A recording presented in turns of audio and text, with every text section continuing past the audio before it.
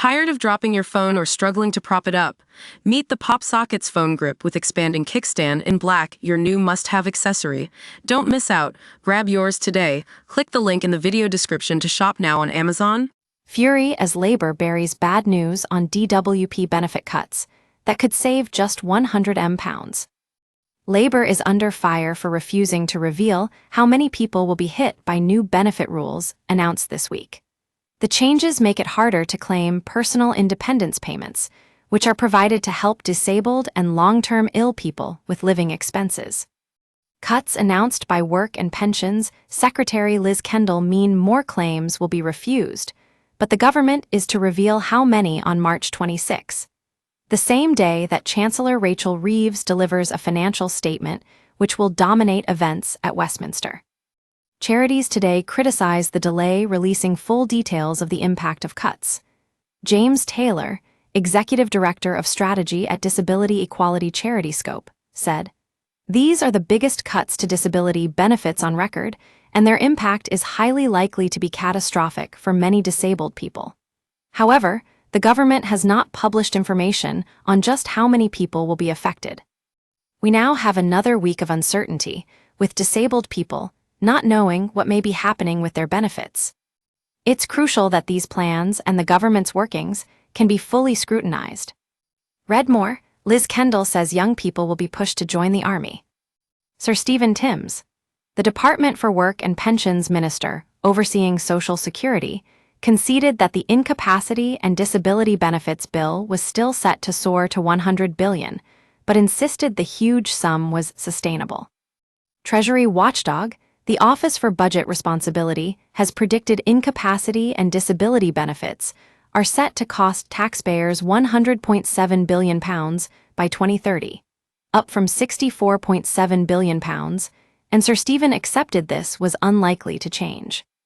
Interviewed in Times Radio, he was asked, "The welfare bill is still climbing from £65 billion this year to £100 billion within the next 5. You talk about sustainability. Do you really think that's sustainable?" The minister said, "Yes, it is sustainable, and we've taken quite bold action yesterday. You're right, the Conservatives were saying that more should be cut. We think the balance is absolutely right." However, Sir Stephen said there could be other savings if the government succeeded in getting more people into work. He said, "We'll deal with the big discouragement to work that's been created by changes in the benefits system over the last 15 years, with quite a big financial prize for being declared incapable of ever working. We're going to fix that and instead support people on a pathway back into work." Conservative former Work and Pensions Secretary Sir Ian Duncan Smith said the government had failed to turn the benefits tide.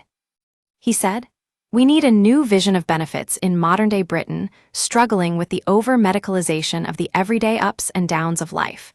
The tsunami of so-called fit notes that sign people off work forever, and the failure to engage employers and schools in halting the number of young people moving directly from education to their sick beds. We use your sign-up to provide content in ways you've consented to and to improve our understanding of you. This may include adverts from us and third parties based on our understanding. You can unsubscribe at any time. Read our privacy policy." Labor's welfare cuts are set to save only £100 million, despite causing enormous hardship for disabled people, a new analysis shows. Work and Pensions Secretary Liz Kendall told MPs that her changes were expected to save more than £5 billion every year by 2030. But think tank the Disability Policy Center said the cuts were all pain and no gain. The Disability Policy Center said the cuts were likely to save £8 billion less than the government claimed, and would also cost taxpayers money in other ways. For example, cutting help for disabled people would increase costs for the NHS and social services by £1.2 billion, while the government would spend £400 million fighting legal challenges. In total, just £100 million will be saved, the think tank claimed. Research Director Aaron Veerapan said, "Previous attempts to reform personal independence payments, in particular, have failed to produce anywhere near the savings successive governments claimed they would, and the same pattern will play out here without further changes." Labor backbenchers continued to criticize the cuts and left-winger Diane Abbott directly challenged the Prime Minister in the House of Commons, as she told Sir Keir Starmer. There is nothing moral about cutting benefits for what may be up to 1 million people. Conservative Shadow Work and Pensions Minister Danny Kruger asked the government why it had failed to consult disabled people before making the announcement. Responding in Parliament, Sir Keir said, "They had 14 years, including 5 with a majority. They didn't need to consult, get on with it. They had a majority of 80 for the last 5 years. They're now carping on with some of their ideas, 14 years, and they didn't implement a single one. They simply broke the system. They're in no place to lecture other people."